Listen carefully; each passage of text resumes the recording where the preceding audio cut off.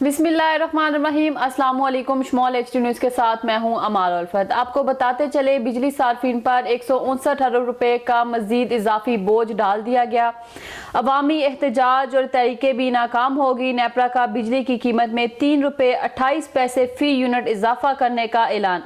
सेमाही adjustment की मुद में इजाफा किया गया। मुल्क भर के सार्फिन अक्टूबर 2023 से मार्च 2024 तक अदायगियां करेंगे। नेपरा ने अपना फैसला वफाकी हुकूमत को अरसाल कर दिया। बिजली की कीमतों में मजीद इजाफे से सार्फिन एक बार फिर सरापा एहतजाज। वफाकी हुकूमत की मंजूरी के बाद इतलाक होगा।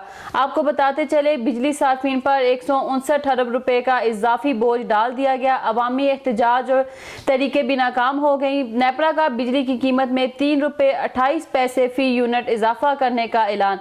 सेमाही एडजस्टमेंट की मद में इजाफा किया गया। मुल्क भर के सार्फिन अक्टूबर 2023 से मार्च 2024 तक अदायगियां करेंगे। नेपरा ने अपना फैसला वफाकी हुकूमत को अरसाल कर दिया। बिजली की कीमतों में मजीद इजाफे से सार्फिन एक बार फिर सरापा एहतजाज। वफाकी हुकूमतों की मंजूरी के बाद इतलाक होगा।